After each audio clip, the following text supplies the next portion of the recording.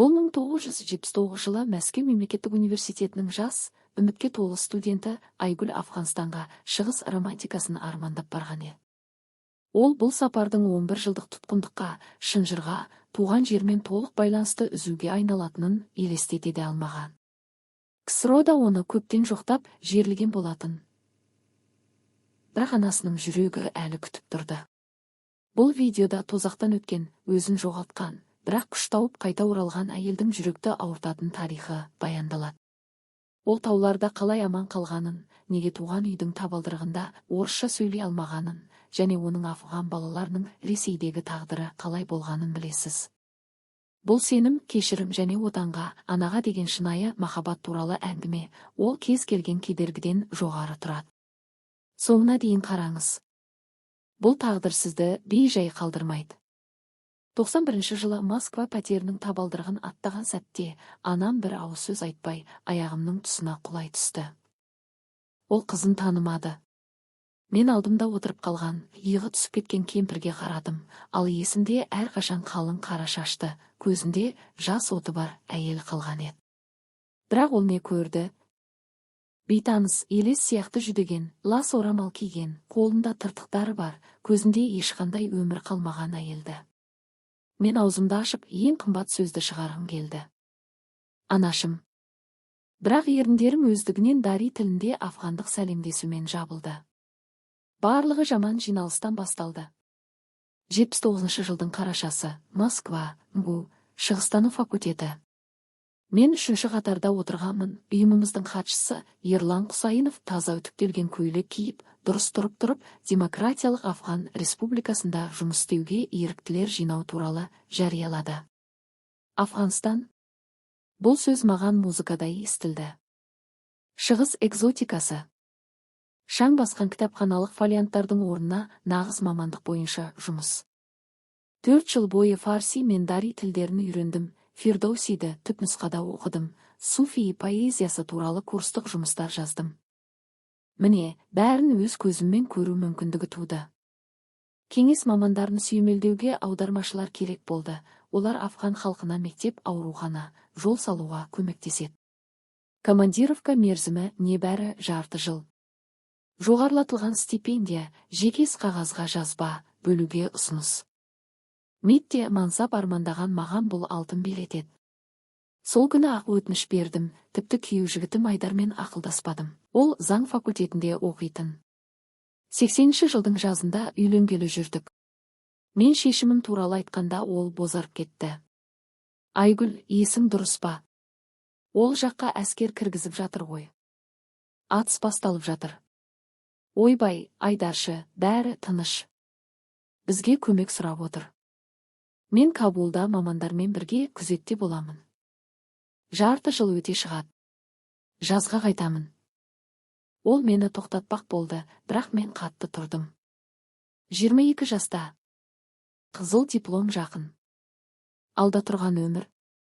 Маған ештеңе болмайтындай, тіпті өлмейтіндей көріндім. Ең ауыры әкеммен сөйлесу болды.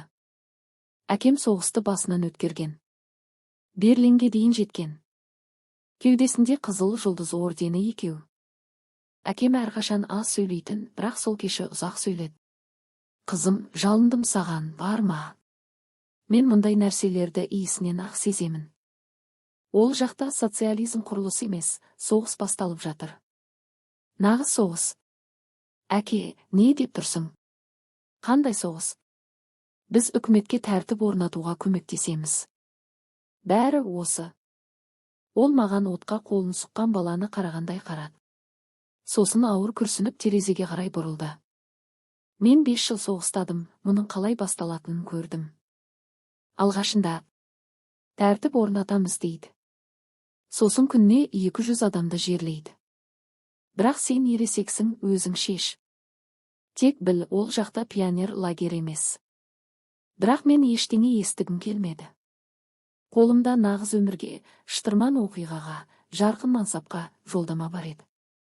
Атанам қартайып бәрінен қорқатын шығар деп ойладым. Қандай қатты қателескен едім. Кетер алдындағы соңғы ай тұмандай өтіп кетті. Медициналық тексерулер, егулер, қауіпсіздік нұсқаулықтары бәрі күлкілі ресмилік сияқты көрінді. Бізге далалық форма, дәрі-дәрмек, құрғақ пайып берді. Біз 20 адам едік.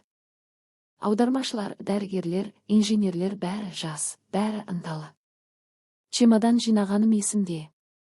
Анашым есікте тұрып, ас үй сүлгісінің бұрышымен көз жасын сүртіп, үнсіз жылады. Мен екі ауыстыратын киім, фарси оқулықтары, Айдармен түскен сурет, жазба дәптер салдым. Жарты жылдан кейін қайтамын, үйленеміз, метке бөлеміз, бәрі керемет болады деп ойладым. Әуежайда Айдар маған жұқа алтын шынжырға крест тағып берді. Ол сенбейтін, мен де. Бірақ ол сені сақтасын деді. Мен оны сүйіп, әр апта хат жазамын деп уәде бердім. Қол бұлғап, ұшаққа кірдім. Ұшақ таңертең ерте 79 жылдың 7 желтоқсанында ұшып шықты. Терезеден қар басқан Москва көрінді, мен маусымда қайта көремін деп ойладым. 11 жыл өткен соң ғана осы жерге қайта бас қоярымды білмедім.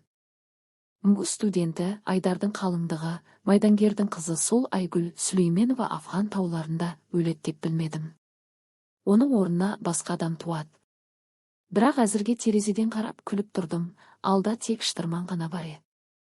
Траппен түскенде ыстық бетке соқты. Желтоқсан, ал Кірімнің шілде түсі сияқты. Кабул бізді шаң, әр түрлі дауыстар және көзді жас қылатын қатыгез күнмен қарсы алды. Мен ешқашан шетелде болмағанмын, ауада басқаша құрғақ, дәмді, бейтаныс иістерге толы. Бізді автомат ұстаған, шаршаған жүзді майорлар қарсы алды. Олардың бірі, майор Бекзат, 40-қа келген, күнгі күйген қасы бар мығым ер адам, ұшақтың тұсында нұсқау берді. Бір мәрте есте сақтаңдар. Кеңес зонасының шегінен тыс жерге күзетсіз бір қадам баспаңдар. Қалаға тек топпен және күзетпен. Кешкі 6-дан кейін ешқайда. Мұнда соғыс жүріп жатыр.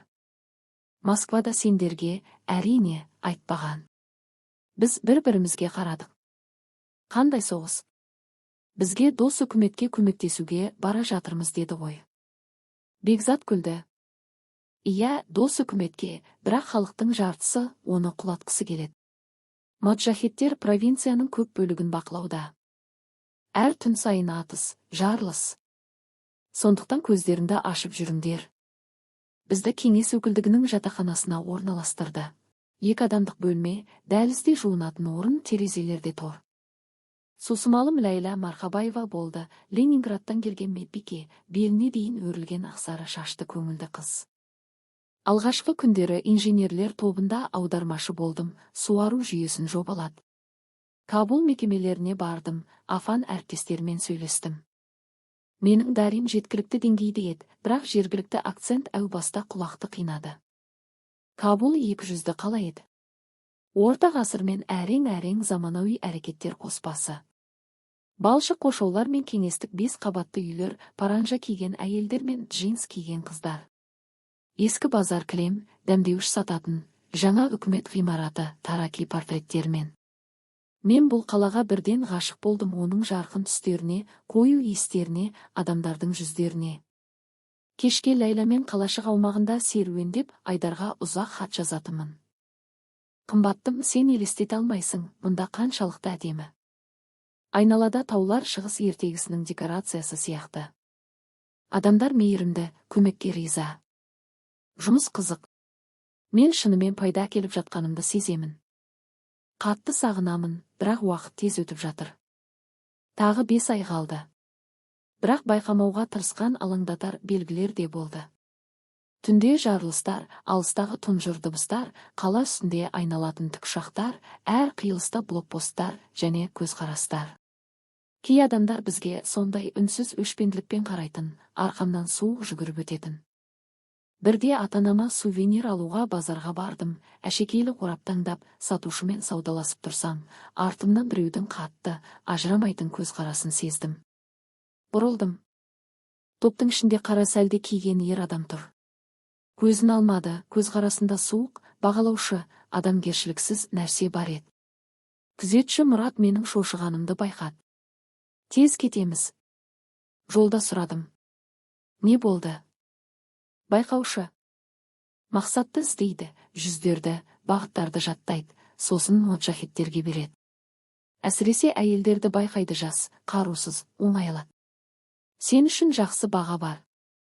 Қандай баға? Кеңес тұтқындары үшін ақша төлейді немесе өздерін алмастырады, ал әйелдерді мұрат кідірді. Қысқасы, сақ бол. Мен оны елемедім. Ол бояуды қалыңдатады деп ойладым. Мен күзеттемін ғой. Бәрі жақсы болады. Сол күні кешке майор Бекзат асханада бәрімізді жинады. Жағдай нашарлап жатыр. Кеше Жалалабад маңында колоннаны атып тастады, 3 қаза тапты. Бұған дейін Баграм жолын минамен жарды. Жоғарыдан бұйрық. Әйелдерді Кабулдан шығармау. Тек қалада күзетпен жұмыс істейсіңдер. Бір медбике наразы болды. Қалайша? Провинцияда бізді күтіп жатыр. Ауруханаларда адамдарға көмек керек. Бекзат оған ауыр, шаршаған көзқараспен қарады. Адамдарға көмек керек шығар, бірақ маған тағы бір кеңес қызының мәйіті керек емес. Бұйрық. Бірақ 2 айдан кейін бұл бұйрықты алып тастады. Жағдай уақытша тұрақтанды деп есептеді. Провинцияға дәрігерлер мен аудармашылар керек болды. Мені Кундузға баратын топқа қосты. Кетер алдында майор Бекзатқа қоштасуға кірдім. Ол қағазға қол қойып жатты, басын көтермеді. Сүлейменова, сен ақылды қызсың, неге барасың? Бағыт алдым. Бас тарта алмаймын. Ол маған қарады. Тарталасың. Мен денсаулығыңда мәселе бар деп рапорт жазамын. Кабулда қаласың. Мен басымды шайқадым. Мен қорқақ емеспін, жұмыс қажет. Бекзат күрсінді, столдың тартпасынан кішкентай қатпарлы пышақ алды. Ал, қажет болса қорған. Ең бастысын есте сақта. Моджахеттерге түссең, қарсылық көрсетпе. Мінезіңді көрсетсең сол жерде өлтіреді. Сабырлы болсаң алмастыруы мүмкін. Мен пышақты алдым, суық әрі ауыр, қалтама салдым да шықтым. 3 күннен кейін Кундузға шықтық. Бұл менің еркін адам ретіндегі соңғы сапарым болды. 80-ші жылдың 7 наурызы.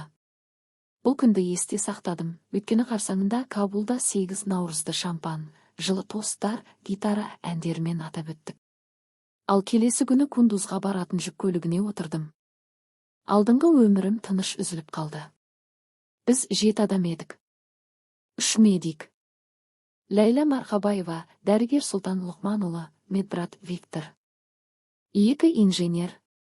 Жеңіс пен Павел, мен аудармашы, 2 күзетші. Кіші сержант Құрман мен қатардағы Жұмабай. 2 птір, меджабдықтары бар жүк көлігі, таң атпай шықтық. Жол таулы, 2 жағында таулар, шексіз бұрылыстар, шаң бұрқырайды. Тыныс алғысыз әдемі. Оқыра түсте шартастар, көк аспан, биікте бүркіттер айналады. Ләйла қасымда отырып, фотоаппаратпен түсірді. Айгүл, қарашы, қандай сұлулық. Үйге көрсетемін, ешкім сенбейді. Мен күліп 3 айдан кейін Москваға қайтамын деп ойладым. Жаз, үйлену, бөлу бәрі, жоспар бойынша. Сосын жарылыс болды. Алдыңғы 1 минаға түсіп, аунап түсіп өртенді. Біздің жүргізуші рульді бұрды, көлік бұрылып, біз Ләйламен бортқа ұштық. Жоғарыдан тастан оқ жауды. Трассерлеуші оқтар брезентті тесіп өтті. Жат! Деп Құрман айқайлап қарсы атқылады. Мен көліктің түбіне құладым, басымды қолыммен жаптым. Жанымда біреу айқайлады. Атыс қойылап қаһарлы бола түсті. 2-ші птір бұрылып, пулеметтен оқ жаудырды. Бірақ біз аз едік, олар көп. Бәрі тұман сияқты болды. Атыстар, айқайлар, күкірттің иісі. Жұмабай мойнын ұстап құлады, саусақтарының арасынан қызыл қан ақты. Сұлтан Лұқманұлы аптечкаға жетпек болып, самайынан оқ жеді. Жеңіс көліктен секіріп төмен қарай жүгірді, оны қысқа, нақты кезекпен қиратты. Ләйла қолымды ауыртқанша қысып үнсіз. Құдаяна деп жатты. Сосын жүк көлігіне граната түсті. Жарылысты есімде жоқ. Тек аяғымнан сүйріп жатқанымда ояндым. Көзімді аштым. Үстімде сақалды жүздер. Қара сәлделерде автоматтың ұңғылары жарқырады. Бірі пушту тілінде қатты айқайлады, екіншісі қолымды тікенді арқанмен байлады. Мен қарсылық көрсетпек болдым. Бетімді прикладпен ұрды. Аузымда тұзды мыс дәмі пайда болды. Мені өртеніп жатқан жүк көлігінің қасына лақтырды. Басымды бұрдым. Айналада мәйітте жатты. Құрман арқасымен, ашық таңғаларлық көздермен. Павел аяғы жоқ. Виктордың беті жоқ еді. Ләйләні көрмедім. Мені көтеріп жол жиегінде тұрған ескі пикапқа апарды. Соңғы рет қарадым. Көлік жалындап қара түтін тыныш көк аспанға баяу көтерілді. Қара қою түтін тыныш аспанға соңғы тағзым етіп көтерілді. Моджахидтердің бірі, ақ құба сақалды үлкені маған жақындап келді. Ол орысша қорқынышты тамақ дыбысымен сөйледі. Сен енді біздіксің. Үйді ұмыт, Шуравиді ұмыт. Енді сен осындасың. Мен жауап бергім келді, бірақ қорқыныштан сығылып қалған тамағымнан тек ыңы шықты. Ол сирек қараңғы тістерін көрсетіп күлді де, аяғымның тұсына түкірді. Мені пикаптың кузоваға қатыгез лақтырды, бензин иісі бар тікенді брезентпен жапты. Машина қозғалып, ой шұңқырларда секіріп, әр сүйегімді металл түбіне басып ұшып кетті. Мен қараңғыда жатып жыладым. Жыламадым, тыныш, шексіз жыладым дене ауруынан, мұздай қорқыныштан, болғанның бәрін түсінгеннен. Мені жалғыз тұтқынға алды. Қанша жүрдік білмеймін, 1 сағат па, 2 сағат па. Сосын машина тоқтады, мені жарыққа шығарып, брезентті жұлып алды. Біз тот-түстес таулармен қоршалған терең шатқалда едік. Айналада қыстақ, балшық қоршаулар, жалпақ төбелер, сәлде киген адамдар. Паранжа киген әйелдер маған сиқырлы, қорқынышты аң сияқты қарады. Мені бір сакляға итеріп кіргізді. Ішінде қараңғы, қойдың, шаңның, ылғалды көгеру иісі. Топырақ еден, жиһаз жоқ. Бұрышта қабырғаға кіріктірілген үлкен темір сақинаға байланған ауыр шынжырлар. Командир сол ақ сақалды соңымнан кірді. Ол маған еңбектеп отырып, иегімнен қатты саусақтарымен ұстап, есіктен түскен аз жарыққа бетімді бұрды. Әдемі. Жақсы, сен қымбат тұрасың. Алмастырармыз ба? Сатамыз ба? Әлде қалдырамыз ба? Қарайық. Ол шықты, есік жабылды, мен қатты қысып тұрған қараңғыда қалдым. Мен қабырғаға жиналып, тіземді кеудеме қысып отырдым. Білезікте тікенді арқаннан күйіп қан ағып жатты. Бетім прикладтан соққыдан пульсацияланды. Ләйлә туралы, мейірімді Сұлтан Лұқманұлы туралы, кеше ғана шампан ішіп, гитарамен күлгеніміз туралы ойладым. Ешкім мені ешқашан таппайды деп ойладым. Жолдарды моджахеттер бақылайды. Колонна жойылды. Мені өлді деп жазады. Анама өлім хабары келеді. Айдар жылайды, ал мен осында ылғалды топырақ шұңғырдамын. Әлемде ешкім менің әлі тыныс алып жатқанымды білмейді. Тұтқындықтағы алғашқы түн мәңгілікке созылды. Ұйықтамадым, суық қабырғаға сүйеніп отырып, сырттағы бейтаныс күнделікті өмірдің дыбыстарын тыңдадым. Ит үруі, ерлердің тежелген дауыстары, баланың жылауы. Қыстақтағы қарапайым кеш, мен үшін тек соғыс трофейі, зат. Таңертең Лепешка мен Лайла су әкелді. Паранжа киген әйел, даусынан жасы кіші, бәрін еденге қойып үнсіз шықты. Мен жей алмадым, бірақ суды асығып іштім. Тамағым көз жасынан, шаңнан кеуіп қалған. Осылайша тұтқындықтағы жаңа өмірім басталды. Бұл ұзаққа созылатынын әлі білмедім. Әлі босқа үміттендім. Мені құтқарады, алмастырады, табады деп. Алғашқы айларда мен қуғынға түскен аң сияқты өмір сүрдім. Қараңғылық, сүйекке дейін өтетін түнгі суық, күндізгі тұншықтыратын ыстық. Аяқтағы шынжырлар ауыр, тот басқан, теріні қан жоса етіп сатқан. Күніне 1 рет тамақ. Тұзсыз лепешка, кейде күріш, су, гигиена жоқ, тек бұрыштағы сасық шелек. Мен баяу адам екенімді сезінбей қалдым. 3-ші күні сұрау басталды. Сол командир Ахмет және тағы екеуі келді. Бірі орысша жақсы сөйлейтін, жас, өткір ақылды көздері бар. Соғысқа дейін Кабул университетінде оқыған шығар. Аты жөнің кім?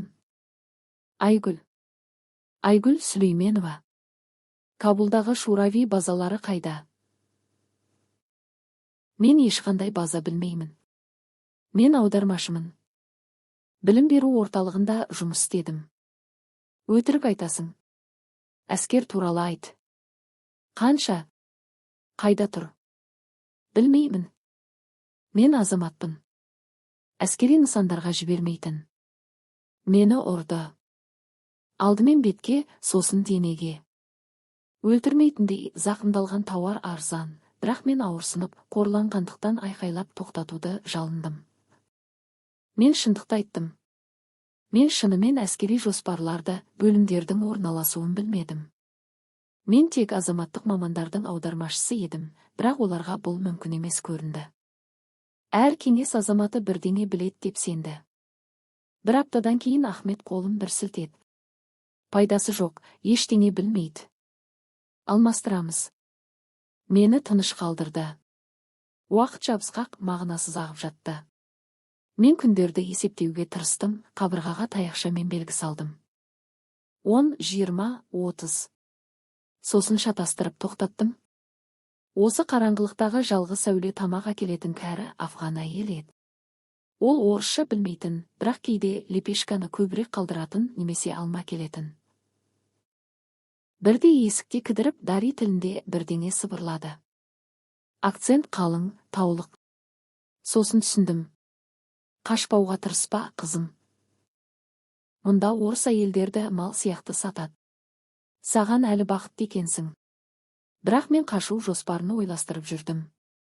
Әр түнде суық еденде жатып, шынжырды қалай шешу, есікті сындыру, жылқыларға жету, қашып кету жолдарын ойладым. Біздің әскерлер жақын жерде болуы керек қой. 2 айдан кейін бірде батылдандым. Күзетші тамақ әкелгенде кейде шынжырдың құлыпын толық бұрамайтынын байқадым. Дайындалдым. Лепешка үгінділерін жинап кептірдім, қандай да бір қор жинадым. Қыстақ өмірінің ырғағын есіктің жарығынан бақыладым. Сол түні шынжырды шештім. Қолым дірілдеп, есік құлыптаулы, бірақ топсалары ескі, тот басқан. Иығыммен басып көрдім. Тыныш, сақ. Бір топса шықылдап ашылды, есік ашылды. Қыстақ ұйықтап жатты. Ай суық, жарқын төкті, қатты көлеңкелер түсірді. Мен сакля қабырғаларына жасырынып жүгірдім. Жүрегім сонша қатты соғып, шатқалға жаңғырығы тарағандай болды. Жылқылар қорасына жетіп қалғанда бірінші ит үрді. Сосын екіншісі, үшіншісі. Бәрі бірден хаосқа толды. Шам жанды, айқайлар, аяқ дыбыстары. Мені қораның тұсында ұстады. 3 ер адам қолымды қатты бұрап сүйреп апарды. Ахмет үйден шықты, иығына көйлек жамылып. Беті ашуға толы. Демек, қашпақ болдың. Үйретеміз. Сол күн естен танып қалған қараңғы ойық болды. Одан кейін тек барлық ауруды жейтін ауырсыну және бәрі аяқталсын деген тыныш тілек қалды. Мен жолда есімді жиып, денемді ауыр, сынған қабық сияқты сезіндім, әр тыныс алған сайын болған оқиғаны еске салатын. Бұл жолдың соңы бір қарағанда үмітсіздікті сездіретін жер болды. Жаңа қабырғалар мызғымас, айналадағы таулар қатыгез күзетші сияқты. Бұл жай қыстақ емес еді. Бұл әлемнің шетіндегі терең шұңқыр, бұрынғы өмірдің ешбір таныс дыбысы жетпейтін жер. Жаңа қыстақ әлдеқайда нашар еді. Мұнда маған қашқындарға не болатынын бірден астарсыз көрсетті. Бір сакляға апарды. Еденде жасафған әйел жатты. Беті қышқылмен күйдірілген. Ол күйеуінен қашпақ болған. Сол сәтте мен түсіндім. Қашу өлім. Мен тұзақтамын, ешкім мені құтқаруға келмейді. 1 жыл өтті. Москвада мені кейін білгенімдей қаза тапты деп жариялады. Мен оны теріммен сездім. Мені ұмытты. Тұтқын алмасу болмады. Моджахеттер оны өз далалық командирін талап етті. Кеңес қолбасшылығы бас тартты. Бір студент-идеалист мұндай бағаға тұрмайды. Мен қараңғы, тұңғиық апатияға түстім, жуынбай қалдым, мүмкіндік аз болса да. Шатасқан шашымды тарамай, тамақты механикалық жеп, уақытты өлтіру үшін ұйықтадым. Маған сондай терең сағыныш жабысты, әр таң азап болды.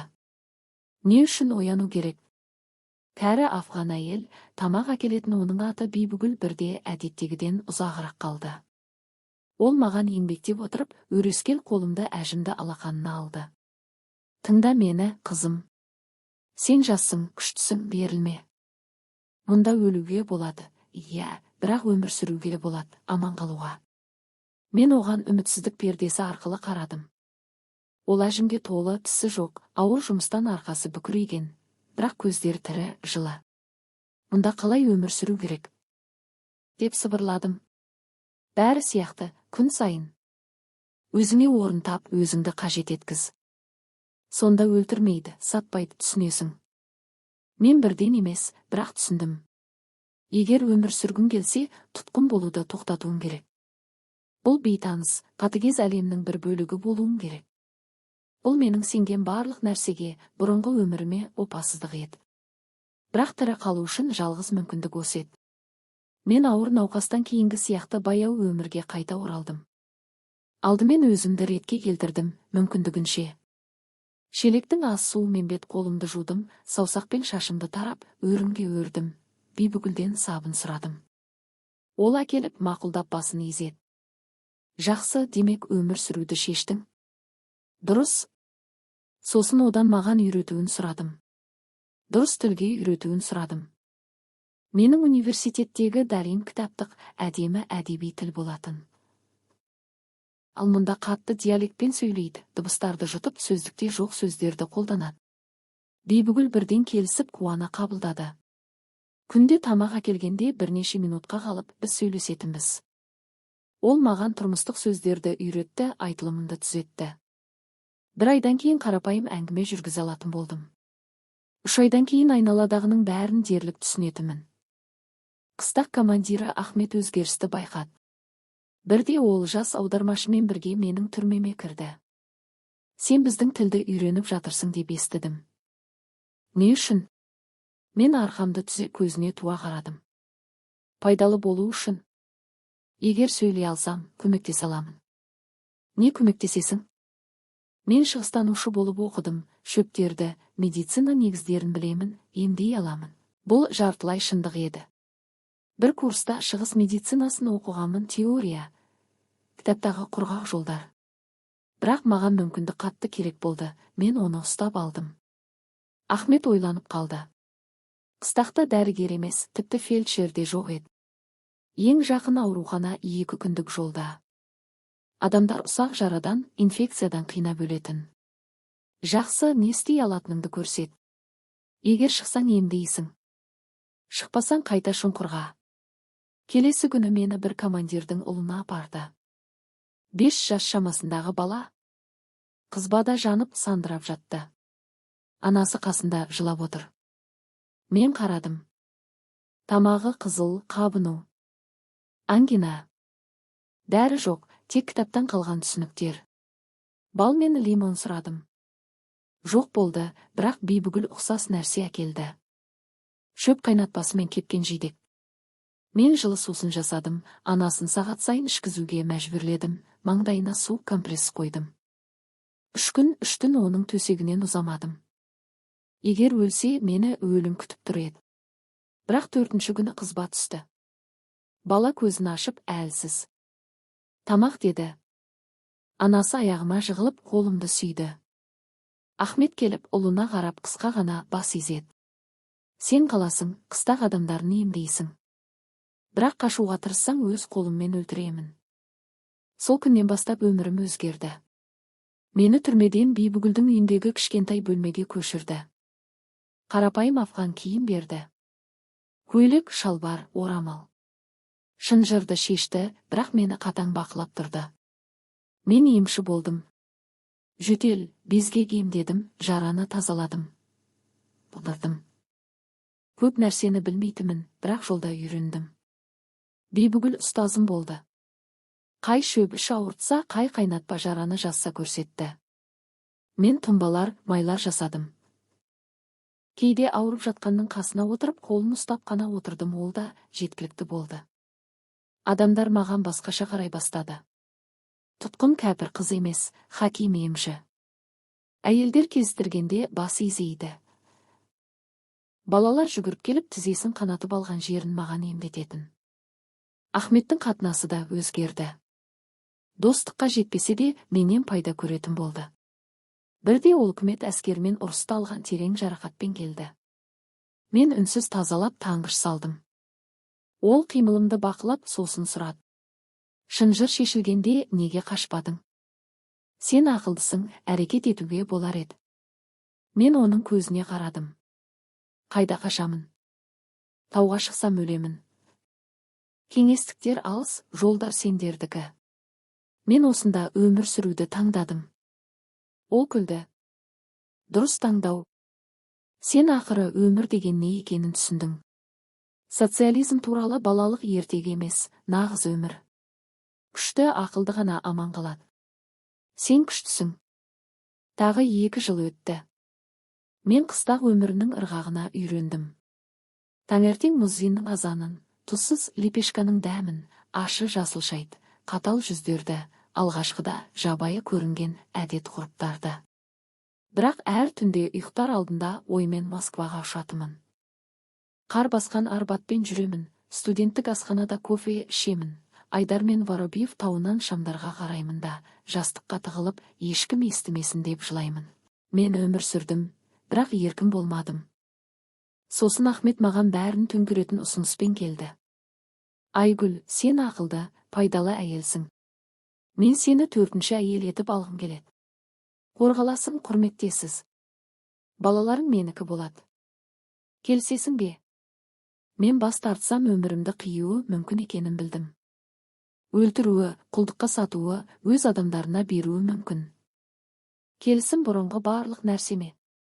Кеңес қызына, комсомол мүшесіне, МГУ студентіне, Айдардың қалыңдығына соңғы. Түпкілікті опасыздық. Бірақ мен өмір сүргім келді. Алыстан өз даусымды естідім. Келсемін. Нағыз той болған жоқ. Молла келіп дұға оқыды. Ахмет өзіне өзі қалыңдық ақысын төледі менің ресми иесі ретінде. Ашы, циникалық мазақ. Маған оның үйінде бөлек бөлме бөлді, жаңа киім берді, қолыма ауыр алтын білезік салды. Мен далалық командирдің 4-ші әйелі болдым. Алғашқы 3 әйел, әсіресе үлкені Гүлнар Ахметтің 5 баласының анасы мені қатты жек көрді. Мен өткенде еденге түкіріп, пуштуша сөздер айтып, мағынасы түсінікті болатын. Орыс кәпір, үйдің ұяты. Мен олардың көзіне түспеуге тырыстым, тыныш өмір сүрдім, міндетімді атқардым, емдедім, шаруа қарадым, Ахмет шақырғанда бағындым. Түнде ол келгенде көзімді жұмып, оймен алысқа Москваға ұшатымын. Қатты палас емес, жатақханадағы ескі бөлмемде жатырмын деп елестететімін. Жарты жылдан кейін жүкті екенімді түсіндім. Бұл басты балғамен ұрғандай болды. Бөлменің еденінде отырып, аузымды басыммен жауып жыладым. Ішімде бала өсіп жатыр. Мені тұтқында ұстаған, жолдастарымды өлтірген адамнан. Бибігүл мені жылап отырған жерден тауып, иығымнан құшақтап, шашымды сипат. Қызым, бұл өмір. Бала ештеңеге кінәлі емес. Ол сенікі, сенің қаның, етің. Оны сүй. Бірақ мен сүй аламын ба деп білмедім. Бүкіл жүктілік 2-ге бөліндім. Бір бөлігім болып жатқанды жек көрді, екіншісі ішімдегі жаңа өмірге таңғалып тыңдады. Сол сезім барлық идеология мен өшпенділіктен күштірек болды. Ұлымды 84-ші жылдың қысында дүниеге әкелдім. Босану ұзақ әрі ауыр болды. Бибігүл қабылдады. Басқа әйелдер шетте тұрып сыбырласты. Бала алғашқы жылағанда ішімде бірдеңе шертті, төңкерілді. Мен ана болдым. Ұлды Юсуф деп атады. Ахмет риза болды. Ұл қай әйелден болса да. Ол баланы қолына алып дұға оқып, маңдайынан сүйді. Жақсы бала, мықты, жауынгер болады. Мен кішкентай әжім жүзге, жұмылған жұдырыққа қарадым да түсіндім. Мен оны шексіз сүйемін, бәріне қарамастан. Бұл менің ұлым. Юсуф туылғаннан кейін өмір тағы өзгерді. Мен жай тұтқын немесе әйел емеспін, анамын, отбасының ажырамас бөлігі. Басқа әйелдер сәл жұмсақ қарай бастады. Мұнда ана болу қасиетті. Мен ұлыма еміздім, оған есімде қалған орыс бесік жырын айтатынмын. Ұйықта қуанышым, ұйықта. Ол қолымда ұйықтайтын, мен жылайтымын жүрегіммен сүйгенім үшін, бірақ білетімін. Ол ешқашан шынайы отанын көрмейді. Тауларда өсет, Пушту мен Дариде сөйлейді, Маджахет болады, ал мен оған жаянамын. Бұдан келген Айгүл Сүлейменова емеспін. Мен еден астындағы тақтайдың астына жасырған қағаз кесінділеріне құпия күнделік жазатынмын. Орысша, ұсақ әріппен. Күндерді, оқиғаларды, ойларды жаздым. Бұл өткенге жалғайтын жіп мен ұмытпағанымның дәлелі. Бірде қыстаққа хабар келді. Кеңес колоннасы көршілес аңғардан өтіп жатыр, небәрі 5 шақырым жерде. Ахмет адамдарын жинап кетті. Мен Юсуфты құшақтап жалпақ төбеге шығып сол жаққа қарадым. Ана жерде соншалықты жақын кеңес солдаттары. Мүмкін курстасым, қарапайым орыс жігіттері мені құтқарар еді. Сигнал беріп айқайлап жүгіруге болар еді. Бірақ Юсуф қолымда жылап шашыма жармасты, аш екен. Мен түсіндім. Жасай алмаймын. Егер қашсам оны өлтіреді. Ахмет кәпірден туған баланы аямайды. Мен төмен түсіп ұлымды тамақтандырдым да, үндемедім.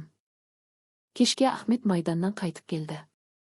Көзі жеңімпаздың қызба отымен жанып тұрды. Кешкі ас үстінде сөзі машиналарды атып түсіру, жеңістер туралы мақтанышқа толы болды. Мен бұрышта отырып Юсуфты еміздім де, күйеуімнің мақтанғанын тыңдап, үндемедім, таңдауым жоқ еді. 3 жылдан кейін қызым туылды. Оны Айгүл деп атағым келді, бұрынғы өзіммен байланыстың бір түрі. Бірақ Ахмет қатты қарсы болды. Қыз Фатима пайғамбардың қызы құрметіне. Фатима маған ұқсайтын. Ашық шаш, сұр көз.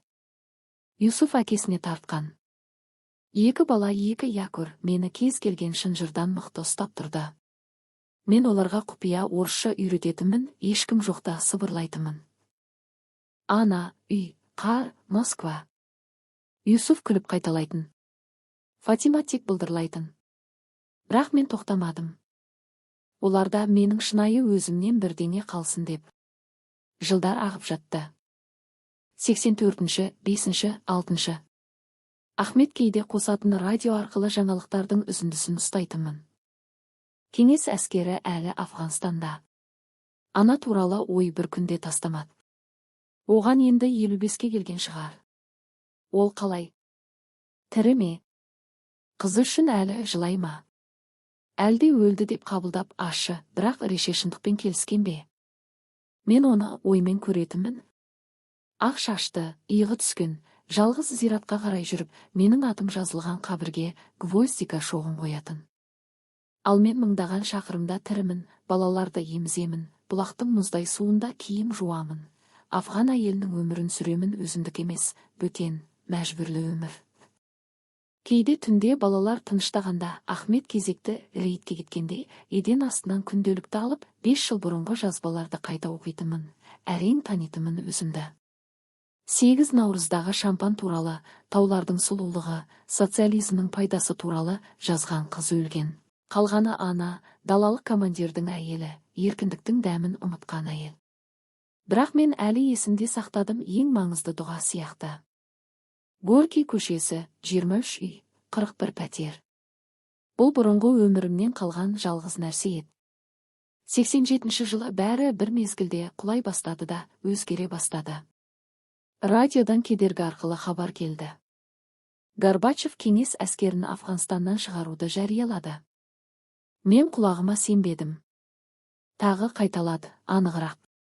Кеңес контингенті кезең-кезеңмен шығарылады. Соғыс аяқталып жатыр. Жүрегім мұздай түйінге айналды. Кетіп жатыр. Соңғы, ең көмескі үміт солармен бірге кетіп жатыр. Егер бұрын мені тауып, құтқарып алады деген ой болса, енді ол да жоқ. Мені мәңгі ұмытты. Мен мәңгі осында қаламын.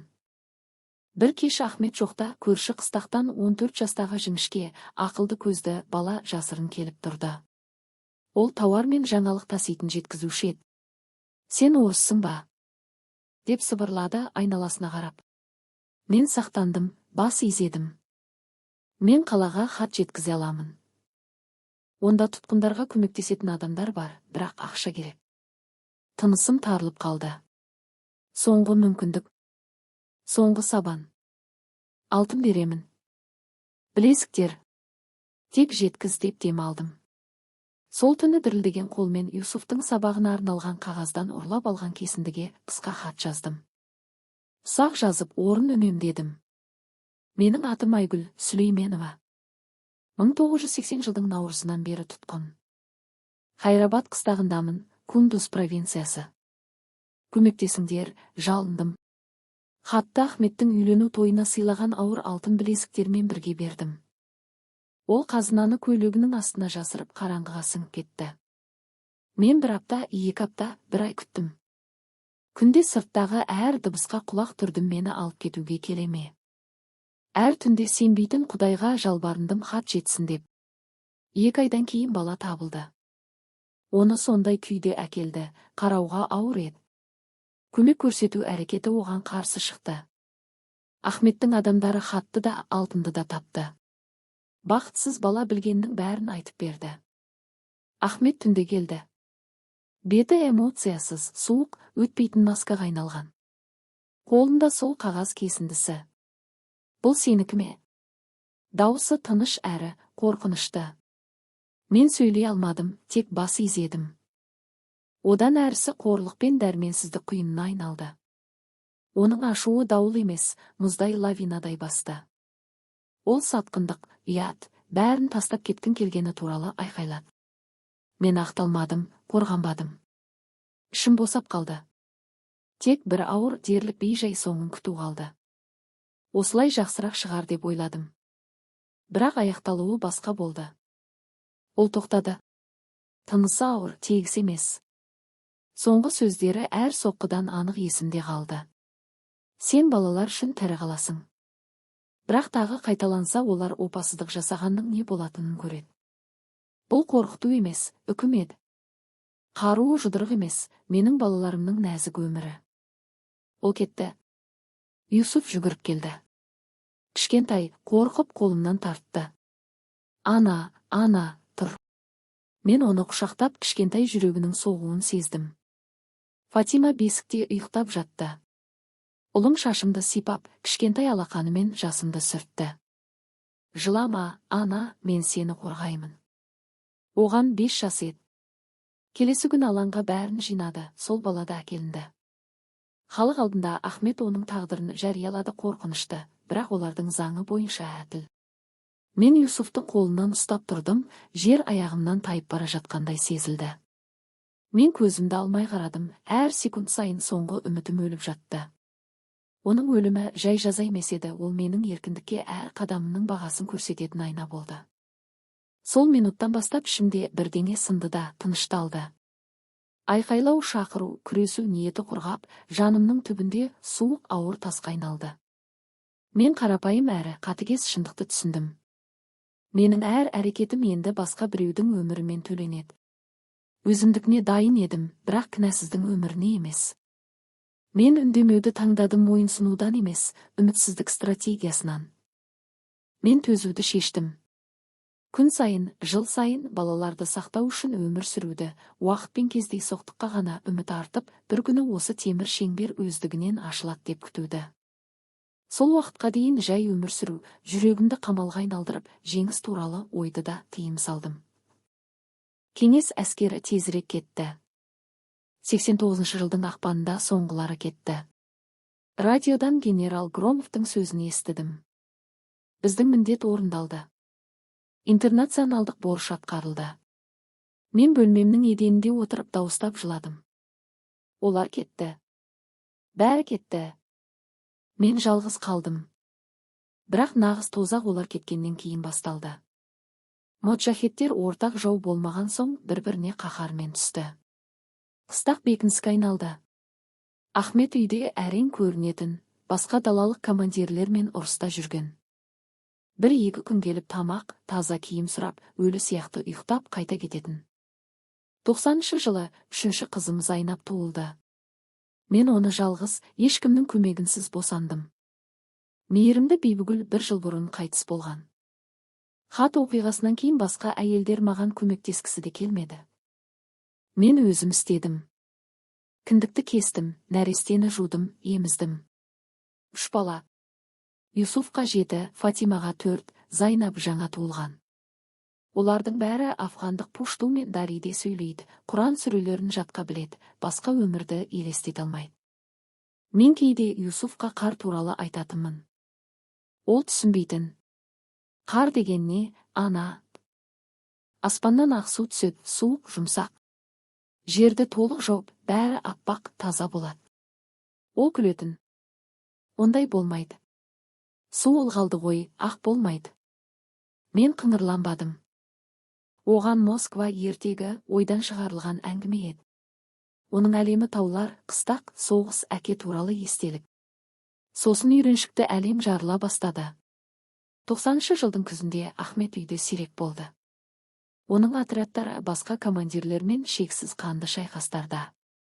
Соғыс бұрынғыдай майданда емес, құрғақ шөптегі өрттей бәрін шарпыды. Мен тыныш, тынымсыз қорқынышта өмір сүрдім. Күн сайын жарылыстар жақындай түсті, ауа жаңа шығын туралы лақап сөздерге толы. Әйелдер шетте сыбырласып, ең қажетті заттарды жинай бастады, дауылдың жақындағанын сезді. Бірде Ахметті үйге әкелді. Ол ауыр жараланған. Мен оның бозарған, аурудан бұрмаланған жүзін көріп түсіндім. Бұл соңы. Нағыз дәрігерлік көмексіз мүмкіндік жоқ. Ол мені шақырды, саусақтары тау тасы сияқты су. Бәрі бітті деп сыбырлады, даусында әдеттен тыс шаршау бар. Сен мықты болдың. Юсуфқа сүйен. Ол енді отбасында басшы. Бірнеше сағаттан кейін ол қайтыс болды. Келесі күні оны жерледік. Мен қабір басында тұрып қайғыдан гөрі есеңгіреу мен болашақтан қорқуды сездім. Юсуф мықты болуға тырысып тыныш жылады. Фатима маған жабысты, Зайнап қолымда тыныш ұйықтады, оның кішкентай әлемі әлдеқашан жарықша қалғанын білмей. Зираттан қайтқан бетте Гүлнар маған жақындады. Көзінде қайғы емес, мұздай менмендік. Сенің орның бізбен емес. Ол өлді. Балаларыңды алып кет. Бірақ қайда өзің біліп ал. Өз жолыңа қайт немесе жолда тағдырыңды ізде. Бізге бәрібір. Сол түні тағдырдың өзі бізді жолға итермеледі. Қыстаққа нөсер оқ жауды.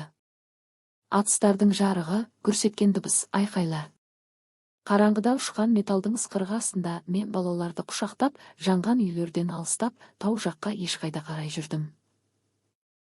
Біз құлап тұрып басқа қашқындармен бірге кішкентай үңгірде баспана таптық, жоғалған, қорқып баспанасыз. Бірнеше күн аз қорымды бөлістік, түнгі суықтан қалтырап, алыстағы қанды дауысты тыңдадық. Сосын сәл тыныштағанда біреу. Кабулға жетуге болады, үлкен қала, мүмкін әлі тыныш жерлер бар деді. Біз жолға шықтық, ұзақ жолға, бейтаныс құтқаруға. Біз жүрдік. Әйелдер мен балалардың қайғылы шеруі ерлерсіз, қарусыз, үмітсіз. Бірнеше күн жаяу жүрдік, ашық аспан астында түнедік, жолдағы қыстақтардан жәрдем сұрадық. Кейде беретін, көбіне есікті тарс жауып тастайтын. Юсуф мықты болды, түйінді көтерді, әпкелеріне көмектесті. Мен оған қарап қара торы жүзінде, қайсар иегінде Ахметті көрдім. Бірақ түнде оған сол орыс бесік жырын айтқанда, ол тыныш күліп ұйықтайтын. Бұл менің ұлым еді. Кабул бізді толық хаоспен қарсы алды. Қала қашқындарға толы, жазылмайтын жара сияқты. Кеңес елшілігі қатты жабық. Қақпаға тот басқан амбар құлып ілінген. Ресейдікі әлі жоқ. КСРО соңғы күндерін кешіріп жатты. Осы жалпы бүлікте ешкімге бұрынғы кеңес тұтқынының 3 афған баласы бар әйелдің тағдыры қызық емес еді. Біз қай жерде болса, сонда тұрдық. Алдымен қала шетіндегі жартылай қираған үйде, сосын қоныс аударушылар лагеріндегі жатырда. Мен тамақ үшін жұмыс істедім. Жуындым, тазаладым, аз ғана медициналық білімімді пайдаландым. Балалар аш қалды. Зайнап дизентериямен ауырды. Мен оны жоғалтамын деп ойладым, бірақ ол қамыс сияқты нәзік болса да аман қалды. Айлар босқа іздеумен өтті. Мен КСРО-ға немесе жаңа Ресейге қатысты үйім іздедім. Базарларда, мешіттерде гуманитарлық миссия қызметкерлерінен сұрадым. Ақыры біреу сыбырлады. жасырын желі бар. Бұрынғы тұтқындарды Пакистан арқылы шығарады. Мен оларды таптым. Ылғалды жертөледегі қағазға толы кішкентай кеңсе. 2 адам. Қарт афган және еуропалық Красный Крестен шығар. Мен өз тарихымды айтып, балтырымдағы шынжырдан қалған ешқашан толық жазылмаған тыртықтарымды көрсеттім. Атымды, туған жылымды, сол московалық мекен жайымды айттым. Еуропалық бәрін мұқият жазып алды, тексеремін деді. Бір аптадан кейін қайтып келді, көзінде таңғаларлық жанашырлық пен құрмет. Сіз шынымен Айгүл Сүлейменова екенсіз. 81 жылдан бері қаза тапқандар тізіміндесіз. Көмектесе аламыз, бірақ уақыт керек. Балаларға құжат қажет. Ал балалардың құжаты мүлде жоқ еді. Олар қыстақта туған, ешкім тіркеген емес. Жаңа қорқыныш басталды, бюрократиялық қорқыныш. Мен үшін жаяна боламын, бұдан келген Айгүл Сүлейменова емеспін. Мен еден астындағы тақтайдың астына жасырған қағаз кесінділеріне құпия күнделік жазатынмын. Орысша, ұсақ-ұсақ әріппен. Күндерді, оқиғаларды, ойларды жаздым.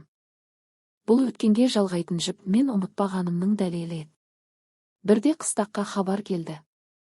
Кеңес колоннасы көршілес аңғардан өтіп жатыр, небәрі 5 шақырым жерде. Ахмет адамдарын жинап кетті. Мен Юсуфты құшақтап, жалпақ төбеге шығып, сол жаққа қарадым. Ана жерде соншалықты жақын біздің кеңес солдаттары. Мүмкін курстасым, қарапайым орыс жігіттері мені құтқарар еді. Сигнал беріп, айқайлап жүгіруге болар еді. Бірақ Юсуф қолымда жылап шашыма жармасты, аш екен. Мен түсіндім. Жасай алмаймын. Егер қашсам, оны өлтіреді. Ахмет кәпірден туған баланы аямайды. Мен төмен түсіп, ұлымды тамақтандырдым да, үндемедім. Кешке Ахмет майданнан қайтып келді. Көзі жеңімпаздың қызба отымен жанып тұрды. Кешкі ас үстінде сөзі машиналарды атып түсіру, жеңістер туралы мақтанышқа толы болды. Мен бұрышта отырып, Юсуфты еміздім де, күйеуімнің мақтанғанын тыңдап, үндемедім, таңдауым жоқ еді. 3 жылдан кейін қызым туылды. Оны Айгүл деп атағым келді, бұрынғы өзіммен байланыстың бір түрі. Бірақ Ахмет қатты қарсы болды. Қыз Фатима пайғамбардың қызы құрметіне. Фатима маған ұқсайтын. Ашық шаш, сұр көз. Юсуф әкесіне тартқан. 2 бала, 2 якор, мені кез келген шынжырдан мықты ұстап тұрды. Мен оларға құпия орысша үйрететімін, ешкім жоқта сыбырлайтымын. Ана, үй, қар, Москва. Юсуф күліп қайталайтын. Фатима тек бұлдырлайтын. Бірақ мен тоқтамадым. Оларда менің шынайы өзімнен бірдеңе қалсын деп. Жылдар ағып жатты. 84-ші, 5-ші, 6-ші. Ахмет кейде қосатын радио арқылы жаңалықтардың үзіндісін ұстайтынмын. Кеңес әскері әлі Афғанстанда. Ана туралы ой бір күнде тастамады. Оған енді 55-ке келген шығар. Ол қалай? Тірі ме? Қызы үшін әлі жылай ма? Әлде өлді деп қабылдап ашы, бірақ реше шындықпен келіскен бе? Мен оны оймен көретімін. Ақ шашты, иығы түскен, жалғыз зиратқа қарай жүріп, менің атым жазылған қабірге гвоздика шоғын қоятын. Ал мен мыңдаған шақырымда тірімін, балаларды еміземін, бұлақтың мұздай суында киім жуамын. Афған әйелінің өмірін сүремін, өзімдік емес, бөтен, мәжбүрлі өмір. Кейде түнде балалар тыныштағанда, Ахмет кезекті рейдке кеткенде, еден астынан күнделікті алып, 5 жыл бұрынғы жазбаларды қайта оқитынмын, әрең танитынмын өзімді. 8 наурыздағы шампан туралы, таулардың сұлулығы, социализмнің пайдасы туралы жазған қыз өлген. Қалғаны ана, далалық командирдің әйелі, еркіндіктің дәмін ұмытқан әйел. Бірақ мен әлі есімде сақтадым, ең маңызды дұға сияқты. Горький көшесі, 23 үй, 41 пәтер. Бұл бұрынғы өмірімнен қалған жалғыз нәрсе еді. 87 жылы бәрі бір мезгілде құлай бастады да, өзгере бастады. Радиодан кедергі арқылы хабар келді. Горбачев кеңес әскерін Афғанстаннан шығаруды жариялады. Мен құлағыма сенбедім. Тағы қайталады, анығырақ. Кеңес контингенті кезең-кезеңмен шығарылады. Соғыс аяқталып жатыр. Жүрегім мұздай түйінге айналды. кетіп жатыр. Соңғы, ең көмескі үміт солармен бірге кетіп жатыр. Егер бұрын мені тауып, құтқарып алады деген ой болса, енді ол да жоқ. Мені мәңгі ұмытты. Мен мәңгі осында қаламын. Бір кеш Ахмет жоқта көрші қыстақтан 14 жастағы жіңішке, ақылды көзді бала жасырын келіп тұрды. Ол тауар мен жаңалық таситын жеткізуші еді. Сен орыссың ба? Деп сыбырлады айналасына қарап. Мен сақтандым, бас изедім. Мен қалаға хат жеткізе аламын. Онда тұтқындарға көмектесетін адамдар бар, бірақ ақша керек. Тынысым тарылып қалды. Соңғы мүмкіндік. Соңғы сабан. Алтын беремін. Білезіктер. Тек жеткіз деп дем алдым. Сол түні дірілдеген қолмен Юсуфтың сабағына арналған қағаздан ұрлап алған кесіндіге қысқа хат жаздым. Ұсақ жазып орын үнемдедім. Менің атым Айгүл Сүлейменова. 1980 жылдың наурызынан бері тұтқын. Хайрабад қыстағындамын, Кундуз провинциясы. Көмектесіңдер, жалындым. Хатты Ахметтің үйлену тойына сыйлаған ауыр алтын білезіктермен бірге бердім. Ол қазынаны көйлегінің астына жасырып қараңғыға сіңіп кетті. Мен бір апта, 2 апта, 1 ай күттім. Күнде сырттағы әр дыбысқа құлақ түрдім, мені алып кетуге келеме. Әр түнде сенбейтін Құдайға жалбарындым хат жетсін деп. 2 айдан кейін бала табылды. Оны сондай күйде әкелді, қарауға ауыр еді. Көмек көрсету әрекеті оған қарсы шықты. Ахметтің адамдары хатты да алтынды да тапты. Бақытсыз бала білгеннің бәрін айтып берді. Ахмет түнде келді. Беті эмоциясыз, суық, өтпейтін маскаға айналған. Қолында сол қағаз кесіндісі. Бұл сенікі ме? Дауысы тыныш әрі қорқынышты. Мен сөйлей алмадым, тек бас изедім. Одан әрісі қорлық пен дәрменсіздік құйынына айналды. Оның ашуы дауыл емес, мұздай лавинадай басты. Ол сатқындық, ұят, бәрін тастап кеткің келгені туралы айқайлады. Мен ақталмадым, қорғанбадым. Ішім босап қалды. Тек бір ауыр дерлік бей-жай соңын күту қалды. Осылай жақсырақ шығар деп ойладым. Бірақ аяқталуы басқа болды. Ол тоқтады. Тынысы ауыр, тегіс емес. Соңғы сөздері әр соққыдан анық есімде қалды. Сен балалар үшін тірі қаласың. Бірақ тағы қайталанса, олар опасыздық жасағанның не болатынын көреді. Бұл қорқыту емес, үкім еді. Қаруы жұдырық емес, менің балаларымның нәзік өмірі. Ол кетті. Юсуф жүгіріп келді. Кішкентай, қорқып қолымнан тартты. Ана, тұр. Мен оны құшақтап, кішкентай жүрегінің соғуын сездім. Фатима бесікте ұйықтап жатты. Ұлым шашымды сипап, кішкентай алақанымен жасымды сүртті. Жылама, ана, мен сені қорғаймын. Оған 5 жас еді. Келесі күн алаңға бәрін жинады, сол балада әкелінді. Халық алдында Ахмет оның тағдырын жариялады, қорқынышты, бірақ олардың заңы бойынша әділ. Мен Юсуфтың қолынан ұстап тұрдым, жер аяғымнан тайып бара жатқандай сезілді. Мен көзімді алмай қарадым, әр секунд сайын соңғы үмітім өліп жатты. Оның өлімі жай жаза емес еді, ол менің еркіндікке әр қадамымның бағасын көрсететін айна болды. Сол минуттан бастап ішімде бірдеңе сынды да тынышталды. Айқайлау, шақыру, күресу ниеті құрғап, жанымның түбінде суық ауыр тасқа айналды. Мен қарапайым әрі қатыгез шындықты түсіндім. Менің әр әрекетім енді басқа біреудің өмірімен төленеді. Өзімдікіне дайын едім, бірақ кінәсіздің өміріне емес. Мен үндемеуді таңдадым, мойынсынудан емес, үмітсіздік стратегиясынан. Мен төзуді шештім. Күн сайын, жыл сайын балаларды сақтау үшін өмір сүруді, уақытпен кездейсоқтыққа ғана үміт артып, бір күні осы темір шеңбер өздігінен ашылады деп күтуді. Сол уақытқа дейін жай өмір сүру, жүрегімді қамалға айналдырып, жеңіс туралы ойды да тыйым салдым. Кеңес әскері тезірек кетті. 89 жылдың ақпанында соңғылары кетті. Радиодан генерал Громовтың сөзін естідім. Біздің міндет орындалды. Интернационалдық борыш атқарылды. Мен бөлмемнің еденінде отырып дауыстап жыладым. Олар кетті.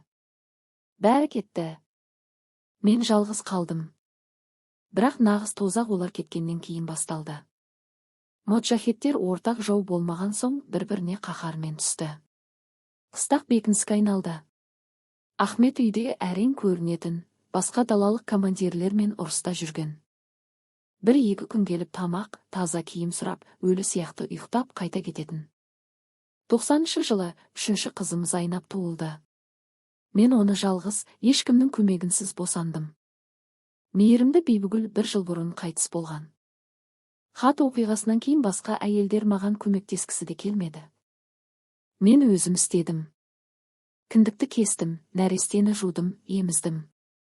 3 бала. Юсуфқа 7, Фатимаға 4, Зайнап жаңа туылған. Олардың бәрі афғандық пушту мен дариде сөйлейді, Құран сүрелерін жатқа біледі, басқа өмірді елестете алмайды. Мен кейде Юсуфқа қар туралы айтатынмын. Ол түсінбейтін. Қар деген не, ана? Аспаннан ақсу түседі, суық, жұмсақ. Жерді толық жауып, бәрі аппақ, таза болады. Ол күлетін. Ондай болмайды. Су ылғалды ғой, ақ болмайды. Мен қыңырланбадым. Оған Москва ертегі ойдан шығарылған әңгіме еді. Оның әлемі таулар, қыстақ, соғыс, әке туралы естелік. Сосын үйреншікті әлем жарыла бастады. 90-шы жылдың күзінде Ахмет үйде сирек болды. Оның отрядтары басқа командирлермен шексіз қанды шайқастарда. Соғыс бұрынғыдай майданда емес, құрғақ шөптегі өрттей бәрін шарпыды. Мен тыныш, тынымсыз қорқынышта өмір сүрдім. Күн сайын жарылыстар жақындай түсті, ауа жаңа шығын туралы лақап сөздерге толы. Әйелдер шетте сыбырласып, ең қажетті заттарды жинай бастады, дауылдың жақындағанын сезді. Бірде Ахметті үйге әкелді. Ол ауыр жараланған. Мен оның бозарған, аурудан бұрмаланған жүзін көріп түсіндім. Бұл соңы. Нағыз дәрігерлік көмексіз мүмкіндік жоқ. Ол мені шақырды, саусақтары тау тасы сияқты су. Бәрі бітті деп сыбырлады, даусында әдеттен тыс шаршау бар. Сен мықты болдың. Юсуфқа сүйен. Ол енді отбасында басшы. Бірнеше сағаттан кейін ол қайтыс болды. Келесі күні оны жерледік. Мен қабір басында тұрып қайғыдан гөрі есеңгіреу мен болашақтан қорқуды сездім. Юсуф мықты болуға тырысып тыныш жылады. Фатима маған жабысты, Зайнап қолымда тыныш ұйықтады, оның кішкентай әлемі әлдеқашан жарықша қалғанын білмей. Зираттан қайтқан бетте Гүлнар маған жақындады. Көзінде қайғы емес, мұздай менмендік. Сенің орның бізбен емес. Ол өлді. Балаларыңды алып кет. Бірақ қайда өзің біліп ал. Өз жолыңа қайт немесе жолда тағдырыңды ізде. Бізге бәрібір. Сол түні тағдырдың өзі бізді жолға итермеледі. Қыстаққа нөсер оқ жауды. Атыстардың жарығы, гүрсеткен дыбыс, айқайлар. Қараңғыда ұшқан металдың ысқырығы астында мен балаларды құшақтап, жанған үйлерден алыстап, тау жаққа ешқайда қарай жүрдім. Біз құлап тұрып басқа қашқындармен бірге кішкентай үңгірде баспана таптық, жоғалған, қорқып, баспанасыз. Бірнеше күн аз қорымды бөлістік, түнгі суықтан қалтырап, алыстағы қанды дауысты тыңдадық. Сосын сәл тыныштағанда біреу. Кабулға жетуге болады, үлкен қала, мүмкін әлі тыныш жерлер бар деді. Біз жолға шықтық, ұзақ жолға, бейтаныс құтқаруға. Біз жүрдік. Әйелдер мен балалардың қайғылы шеруі ерлерсіз, қарусыз, үмітсіз. Бірнеше күн жаяу жүрдік, ашық аспан астында түнедік, жолдағы қыстақтардан жәрдем сұрадық. Кейде беретін, көбіне есікті тарс жауып тастайтын. Юсуф мықты болды, түйінді көтерді, әпкелеріне көмектесті. Мен оған қарап, қара торы жүзінде, қайсар иегінде Ахметті көрдім. Бірақ түнде оған сол орыс бесік жырын айтқанда, ол тыныш күліп ұйықтайтын. Бұл менің ұлым еді. Кабул бізді толық хаоспен қарсы алды. Қала қашқындарға толы, жазылмайтын жара сияқты. Кеңес елшілігі қатты жабық. Қақпаға тот басқан амбар құлып ілінген. Ресейдікі әлі жоқ. КСРО соңғы күндерін кешіріп жатты. Осы жалпы бүлікте ешкімге бұрынғы кеңес тұтқынының 3 афған баласы бар әйелдің тағдыры қызық емес еді. Біз қай жерде болса, сонда тұрдық. Алдымен қала шетіндегі жартылай қираған үйде, сосын қоныс аударушылар лагеріндегі шатырда. Мен тамақ үшін жұмыс істедім. Жуындым, тазаладым, аз ғана медициналық білімімді пайдаландым. Балалар аш қалды. Зайнап дизентериямен ауырды. Мен оны жоғалтамын деп ойладым, бірақ ол қамыс сияқты нәзік болса да аман қалды. Айлар босқа іздеумен өтті. Мен КСРО-ға немесе жаңа Ресейге қатысты үйіміз дедім. Базарларда, мешіттерде гуманитарлық миссия қызметкерлерінен сұрадым. Ақыры біреу сыбырлады. Жасырын желі бар. Бұрынғы тұтқындарды Пакистан арқылы шығарады. Мен оларды таптым. Ылғалды жертөледегі қағазға толы кішкентай кеңсе. 2 адам. Қарт афған және еуропалық қызыл кресттен шығар. Мен өз тарихымды айтып, балтырымдағы шынжырдан қалған ешқашан толық жазылмаған тыртықтарымды көрсеттім. Атымды, туған жылымды, сол московалық мекен жайымды айттым. Еуропалық бәрін мұқият жазып алды, тексеремін деді. Бір аптадан кейін қайтып келді, көзінде таңғаларлық жанашырлықпен құрмет. Сіз шынымен Айгүл Сүлейменова екенсіз. 81 жылдан бері қаза тапқандар тізіміндесіз. Көмектесе аламыз, бірақ уақыт керек. Балаларға құжат қажет. Ал балалардың құжаты мүлде жоқ еді. Олар қыстақта туған, ешкім тіркеген емес. Жаңа қорқыныш басталды, бюрократиялық қорқыныш. Пара кезек, қорлық, кабинеттерді шексіз аралау. Бірақ жарты жылдан кейін ғажайыппен пропуск алдық. Бізді Пакистанға өткізді, одан транзиттік лагерге, онда ресейлік репатриация комиссиясы жұмыс істейтін. Мені тексерді, сұрады, микроскоппен қарағандай зерттеді. Бір офицер, полковник, суық, күдікті көзбен қарады. 11 жыл тұтқында, далалық командирге тұрмысқа шыққан, 3 бала туған. Біз сіздің олардың жағына өтпегеніңізге, оларға жұмыс істемегеніңізге сенуіміз керек пе? Мен шаршаған, бірақ қатты дауыспен жауап бердім.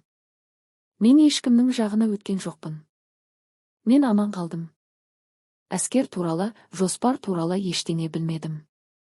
Мен студент аудармашы едім. Мені тұтқынға алды, зорлады, мал сияқты ұстады. Балаларды туғаным таңдауым болмағандықтан мен өмір сүргім келді.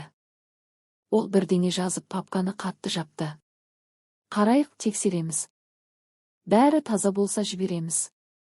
3 ай бойы тексерді. Шексіз сұрақтар, психологиялық тесттер, сараптамалар.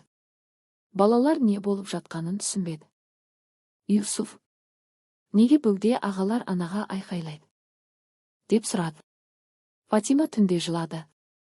Зайнап менен бір қадамда ұзамады. Бірақ ақыры ғажайып болды. Мені мойындады. Кездейсоқ тұтқынға түсіп аман қалған кеңес азаматы деп мойындады. Ресейге кіруге рұқсат берді. 91 жылдың қазаны. Москваға ұшақ. Мен терезе тұсында отырдым, тіземде Зайнап. Юсуф пен Фатима көрші терезеге жабысып таңғалып қарады. Олар алғаш рет ұшақта ұшып жатыр еді. Төменде жер жүзіп жатты. Шексіз ормандар, өзендердің таспасы, сары алқаптар, ақыры күзгі түтінге бөккен үлкен сұр қала Москва. Мен оның сызықтарын танымадым. Бірақ жүрегім жер бетінде шынымен соғатын жалғыз жерде соғып тұрғандай болды. Ұшақ қонды, біз шықтық. Суық, ылғалды жел соқты, алыс балықтың иісі бар аяз. Балалар қалтырады. Олар өмірде мұндай суықты сезбеген еді. Әуежайда мені анашым қарсы алды, ақ шашты, иығы түскен, қара орамал киген. Жүзінде ол маған қарап танымады. Мен жақындап сыбырладым, бұл нәзік сәтті қорқытпайын деп. Анашым, бұл мен, Айгүл. Ол айқайламады, бірден құламады.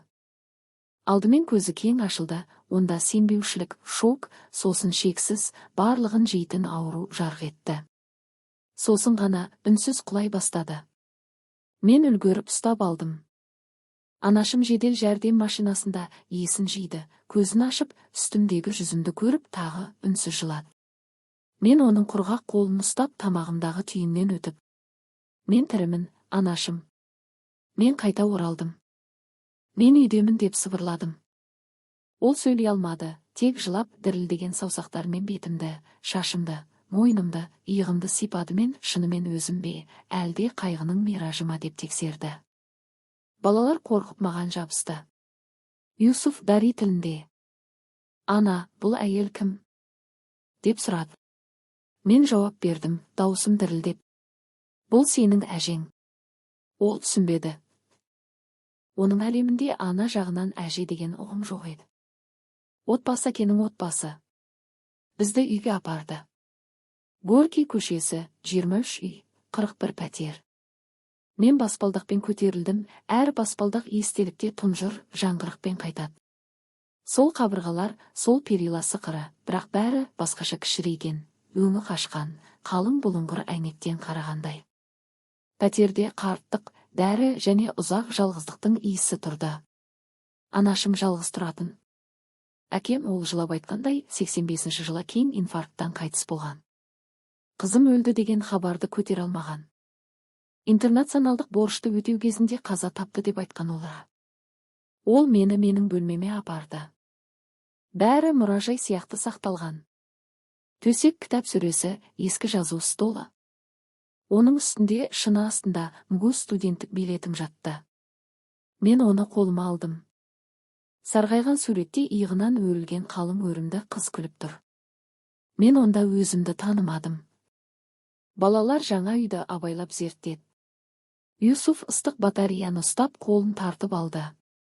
Фатима биік терезеге жақындаудан қорықты. Зайнап қолға сұранып жылады. Туған жердегі алғашқы түн жаңа сынақ болды. Балалар ұйықтай алмады. Оларды тыныштық қорқытты. Олар алыстағы жарылыс, атыс, айқайдың астында ұйықтауға үйренген. Мұнда үлкен қаланың қабір тыныштығы тұрды. Юсуф қонақ бөлмедегі терезе алдына отырып, таң атқанша қараңғы бос кеңістікке қарады. Қашан атыс басталады, ана? Мұнда атыс жоқ, ұлым, мұнда бейбітшілік. Ол сенбеді, отырып күтті. Таңертең қағаз соғысы басталды. Ресми түрде өлген маған мемлекет алдында қайта тірілу керек болды. Паспортты қалпына келтіру, қаза тапқандар тізімінен шығару, балаларға құжат рәсімдеу. Мен шексіз мекемелерді араладым. ЗАГС, паспорт столы, мен КБ мұрағаттары. Мен екенімді дәлелдедім. Ескі суреттерді көрсеттім, курстастардың есімдерін атадым, өмірбаянның ұсақ түйегін еске түсірдім. Мені тексерді, қайта тексерді, сенбеушілікпен қарады. Бір жас тергеуші циникалық түрде. Осы 11 жылда жауға қандай ақпарат бердіңіз? Деп сұрады. Мен шаршаған, өңі қашқан көзбен қарадым. Мен кім екенімді ұмыттым. 11 жылда Афған әйелі, Моджахеттің әйелі, оның 3 баласының анасы болдым. Қандай ақпарат бере аламын? Орыс тілін жартылай ұмыттым. Бірақ жүйе ақырындап, жүрегі сыздап мені қабылдады. Мен қайта Айгүл Сүлейменова болдым. Өлген қайта тірілді. Балаларға ресейлік туу туралы куәлік берді. Юсуф Ахметұлы, Фатима Ахметқызы, Зайнап Ахметқызы. Әкесінің атымен солай шешілді. Сосын Айдарды іздеуді шештім. Бір кезде жазға қайтамын деп уәде берген Айдаршымды. Мекен жайын тауып бардым. Ол есік ашты. Алдымда семіз, басында шашы азайған, үй тапочкасын киген ер адам тұрды. Ол маған қарап танымады. Айдар, бұл мен, Айгүл. Ол сонша бозарып кетті, мен қорқып қалдым, есік жақтауынан ұстап құламауға тырысты. Айгүл, сен өлдің ғой. Бізге айтты. Мен өлген жоқпын, мен қайта оралдым. Пәтердің тереңінен жас әйел бала құшақтап шықты. Оның әйелі. Ол маған сақ, дерлік дұшпандықпен қарады. Айдаршы, бұл кім? Ол әйеліне бұрылып, сосын маған қарады. Көзінде тек абдырау, ыңғайсыздық, қандай да бір дәрменсіз аяушылық. Бұл Айгүл, менің бұрынғы қалыңдығым. Біз 1 минуттай ауыр үнсіздікте тұрдық. Біздің арамыздағының бәрі, армандағанымыздың бәрі, болуы мүмкін өмір бәрі Афған тауларында өлген. Оның жаңа өмірі, отбасы, баласы бар. Менде Моджахет командирінің 3 баласы, және бізді бөлген 11 жылдық тозақ өтіп болмас құрдым. Мен бұрылып кеттім, енді бір ауыз сөз айтпадым. Мағынасы жоқ еді. Мен күзгі Москвамен жүрдім, оны танымадым. Бәрі өзгерген. Ағылшынша жазулар, түсініксіз тауарлар сататын дүңгіршектер, көшедегі жаңа шетел көліктері. Мен жеңіл-желпі социализм құруға аттанған кісі құлады. Жаңа, маған бөтен дәуір басталды, ал мен 90-шы жылдардан емес, 80-ші жылдардан. Өзімнің жеке орта ғасырымнан қайтып келдім. Анашым балаларға көмектесуге тырысты, бірақ олардан қорықты. Юсуф жабайы еді, тиымдарға үйренбеген, ұнамағанын итеріп тіпті ұруы мүмкін. Оны солай үйреткен. Ер адам күшпен шешеді. Фатима бұрышқа тығылып, маған басқа ешкіммен сөйлемейтін. Зайнап жылап, не болып жатқанын түсінбеді. Мен балаларды психологқа жаздырдым. Жас, мейірімді әйел байланыс орнатуға тырысты, бірақ Юсуф бөгде тәтеге жауап бермеді.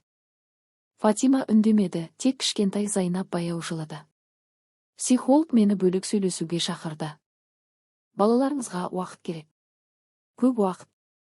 Олар терең жарақат алған. Соғыс, зорлық, әке өлімі, ортаның толық ауысуы.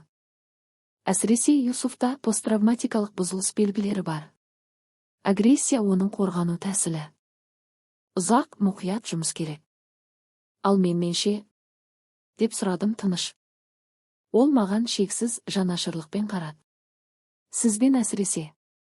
Сіз аз адам басынан өткізіп тірі қалған нәрсені бастан өткердіңіз, тек дене жағынан ғана емес. Тұтқындық, зорлық, өзіндікті жоғалту. Сізге қайта Айгүл Сүлейменова болуды үйрену керек, Ахметтің 4-ші әйелі емес. Мен аптасына 2 рет оған бардым. Біз сөйлестік, мен қыстақ туралы, шынжыр туралы, қорқыныш туралы, Юсуфтың тууы туралы, жауым мен түрмедегімнің ұлыма туған ғажайып, жеңімпаз махаббат туралы айттым. Бірде ол сұрады. Айгүл, сіздің үйіңіз қайда? Мен ұзақ үнсіз қалдым, терезеден московалық шатырларға қарап. Білмеймін деп дем алдым ақыры. Мен оны өзімде алып жүремін, балаларым болған жерде. Баяу, миллиметр сайын біз шығып келе жаттық. Балалар мектепке барды. Орысшаны әрең білетін Юсуфты мигрант балаларға арналған түзету сыныбына берді. Фатиманы қарапайым 1-ші сыныпқа орналастырды. Ол партада тышқанша тыныш отырып таяқша мен ілмек жазды. Зайнапты балабақшаға бердік, сол жерде ол өмірде алғаш рет қар көрді. Мен сол күнді есімде сақтаймын, 91-ші жылдың желтоқсаны. Алғашқы нағыз қар жауы. Мен пәтердің терезесінде тұрып, үлкен жұмсақ қар ұшқындарының баяу, салтанатты түсіп, кір асфальтты аппақ таза жамылғымен жауып жатқанын қарадым да, жыладым. 11 жыл бойы осыны армандадым. 11 жыл бойы осы ғажайыпты еске алдым. Міне ол. Мен балаларды шақырдым. Юсуф, Фатима, Зайнап келіңдер. Қараңдар, бұл қар. Олар терезеге жүгіріп келіп, әйнекке жабысты, таңғалып. Зайнап секіріп, қолын шапалақтады. Фатима ұялшақ күлді. Юсуф байыпты, ойлы қарап, сосын тыныш. Әдемі екен. Рас па, әдемі ме, ана? Деді. Біз киініп көшеге шықтық. Балалар қарды абайлап ұстады, тілмен дәмін татып, тілдей ергенде күлді. Олар алғашқы ыңғайсыз қар доптарын жасап, бір-біріне лақтырды. Олардың шынайы, қоңыраудай күлкісі тыныш аулада жаңғырды. Мен пальтоның көтерілген жағасына бетімді жасырып тұрып, оларға қарадым да, ішімдегі мұздақ, тасқа айналған нәрсе ауырып болса да, сөзсіз еріп жатқанын сездім. Мен қасында тұрып, оларға қарадым. Тозақта туған менің балаларым енді жұмсақ московалық қар астында күліп жатыр. Сол сәтте мен жай физикалық аман қалу емес, одан да үлкен нәрсені түсіндім. Мен шынымен аман қалдым, қайта оралдым, оларды үйге әкелдім. 1 жыл өтті, 92-ші. Ресей калейдоскоп жылдамдығымен өзгерді. Ескі құлады.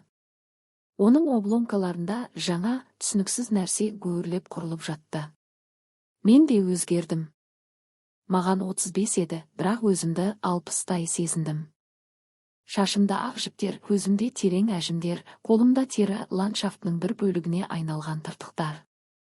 Мен айнаға қарап, бейтаныс әйелді көрдім. Балалар жаңа өмірге ауыр, баяу, бірақ сөзсіз үйренді. Юсуф орысша оқуды үйренді, бірақ әлі қатты акцентпен сөйлейтін. Ол жиі әкесі туралы сұрайтын. Ана, әкем қандай еді есіңде? Мен шындықты айтатынмын, бірақ абайлап өткір бұрыштарды айналып. Ол мықты, батыл адам еді, ұлым, және сені қатты жақсы көретін. Ахмет кеңес солдаттарын өлтіргенін, мені тұтқында ұстағанын, махаббаттан емес, трофей ретінде үйленгенін айтпадым. Юсуф мұның бәрін есейгенде біледі, бірақ қазір емес. Фатима баяу гүлдеді. Мектепте оның орыс қызы Маша деген досы болды. Олар бірге сабақ оқып, сыбырласып құпияларына күлетін. Мен оларға қарап, жүрегім қысып жазылып қуанатын. Менің қызым шынымен күле бастады. Зайнап тез орыстанды. Афғанстан оған ауыр, бұлыңғыр түс сияқты есінде қалған. Ол тек орысша сөйледі, Дариден бас тартты. Оған Ресей жалғыз отан еді. Мен шығыс тілдері институтына Дари мен пушту тілінің оқытушысы болып жұмысқа орналастым. Мені қуана алды бірегей, ауыр тәжірибесі бар тіл тасымалдаушы. Мен сабақ жүргіздім, студенттерге грамматикадан басқа тірі мәдениет, әдет ғұрып, Афған жерінің шынайы тынысы туралы айттым. Бірде лекциядан кейін 20 шақты жас студент қыз маған келді, бір кездегі менің отты, аңғал көздермен. Айгүл Василқызы, сіз шынымен сол жерде, маджахеттер арасында қыстақта тұрдыңыз ба? Мен бас изедім. Шынымен? Қалай аман қалдыңыз? Бұл ғой тозақ. Мен оған қарадым, соншалықты жас, нағыз қайғы алдында қорғансыз. Білесің бе, мен әр күн сайын таңдау жасадым. Берілсем бе, әлде жалғастырсам ба? Мен жалғастырдым өзім үшін, әлі туылмаған балаларым үшін, бір күні осында қайта ораламын деген ой үшін. Ол ойланып, сол кезде барғаныңызға өкінесіз бе? Деп сұрады. Мен ұзақ үнсіз қалдым, жалғансыз сөз таңдадым. Күнде өкінемін. Мен 11 жылды жоғалттым. Әкемді жоғалттым, ол мені өлді деп ойлап қайтыс болды. Бұрынғы өзімді жоғалттым. Бірақ мен балаларды таптым және әр тыныш дем алғанды бағалауды үйрендім, сендердің ешқайсысы бағаламайтын шығар. Сондықтан ияде, жоқ та. Бір мезгілде. Түнде үй тыныштағанда мен мемуар жазатымын, ескі күнделіктің жасырын беттерін алып, көз жасым арқылы қайта оқып, таза бетке көшіретімін. Бәрін жаздым. Тұтқындықтың алғашқы күнін, шын жырды, жанға сіңген қараңғылықты, Ахметке әйел болуға келіскенімді, балалардың туын, хат жеткізген баланың өлімін, ұзақ үйге ол. Психолог. Бұл терапия. Жаз, ауруды қағазға төк. Бұл көмектеседі, босатады деді. Бірақ мен босаталмадым. Бұл 11 жыл жай өмірбаянның бөлігі емес. Олар менің етімнің бір бөлігіне айналды, білесіктегі тыртық, көздегі әжім, әр демде әлі Афған шаңының иісі бар. Өткенді кесіп тастап болмағанда ету мүмкін емес. Бірде Чечняда тұтқын болған әйелмен кездесім. Біз тыныш кафеда отырдық, 2 сағатта сөзсіз бір-бірімізді түсіндік. Білесің бе, ең қорқыныштысы ол жерде емес, деді ол кесе ұстап. Ең қорқыныштысы қайту, өйткені сен енді бұрынғы емессің, ал бәрі сені бұрынғыдай болады деп күтеді. Бірақ бұрынғы сол жерде өлді. Мен бас изедім, тамағым қысылып. Иә. МГУ студенті Айгүл Сүлейменова 81 жылы өлді. Қайтып келген басқа адам. Ал ол кім? Мен ашы күлдім. Аман қалған. Балалар мен баяу жеңілдей бастады. Юсуф бокс секциясына жазылды. Ол жерде тежеп тұрған ашуын шығарып, спорттық тәртіпке бағыттауды үйренді.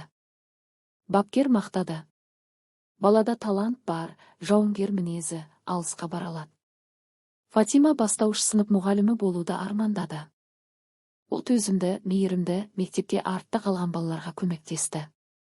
Мен оған қарап, ол екі әлемнің ең жақсысын бойына сіңіреді деп ойладым, шығыстық төзімділік пен орыстық ашықтық.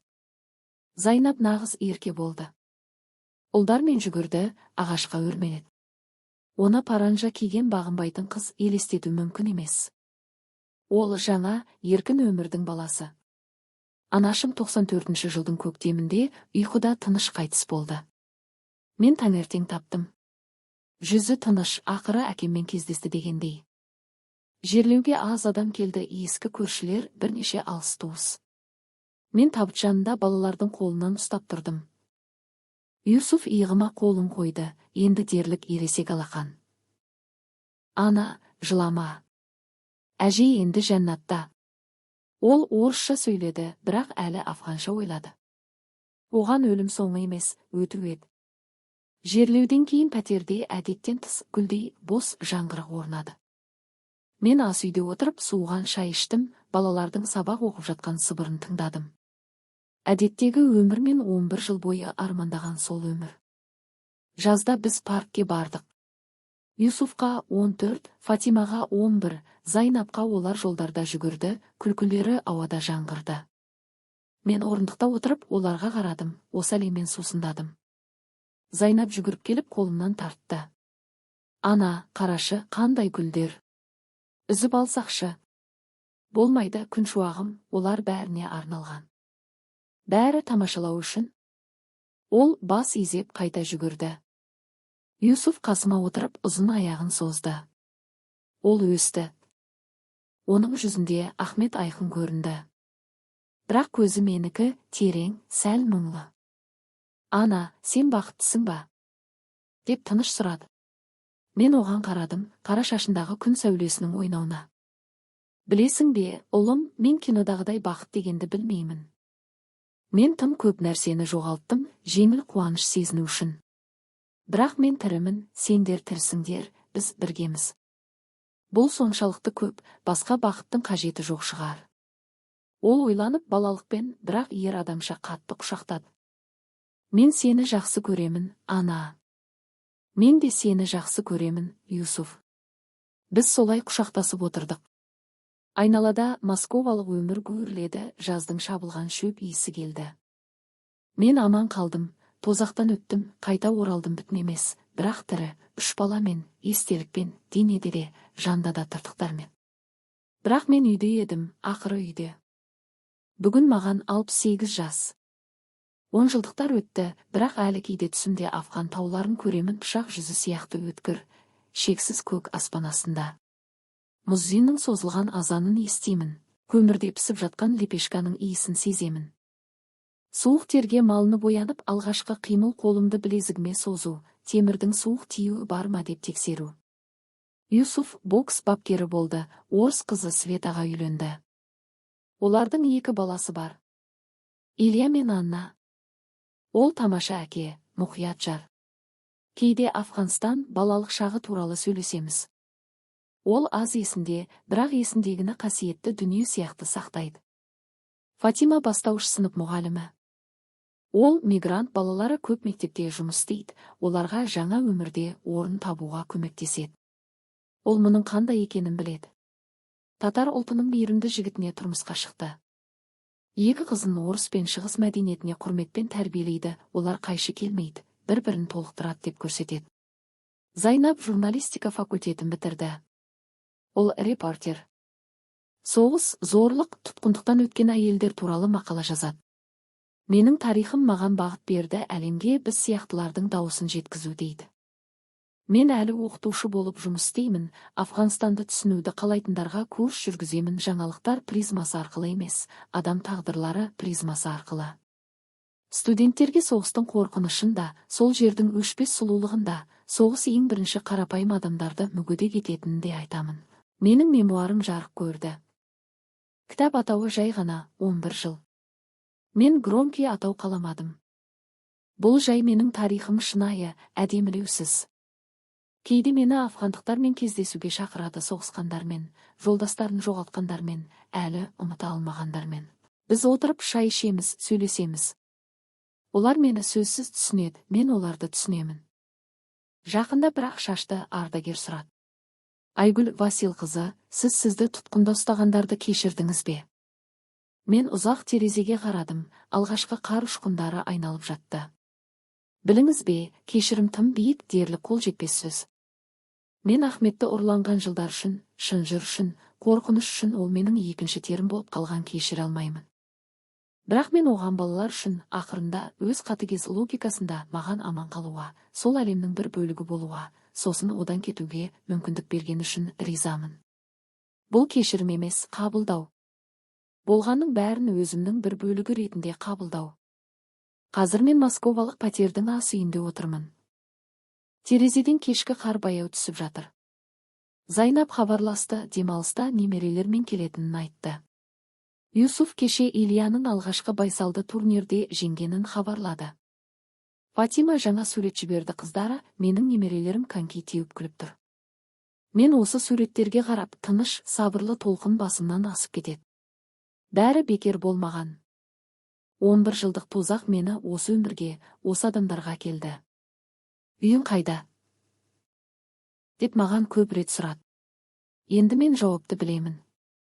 Менің үйім балаларым күлетін, немерелерім жылайтын жерде. Мен жоғалтқандардың естелігі тірі жерде, мен аман қалғаныма тыныш ризашылық бар жерде. Менің үйім өзіммін. Айгүл Сүлейменова, МГУ студенті, тұтқын, әйел, ана, әже, оқытушы, жазушы. Аман қалған. Мен үйдемін. Қымбаттыларым, мұндай тарихтар жүректі жаралайды. Сіздер Айгүлдің анасының орнында болсаңыз қалай істейтін едіңіздер? Соңына дейін сенер ме едіңіздер, әлде мойындап қояр ма едіңіздер? Пікірлерде жазыңыздар.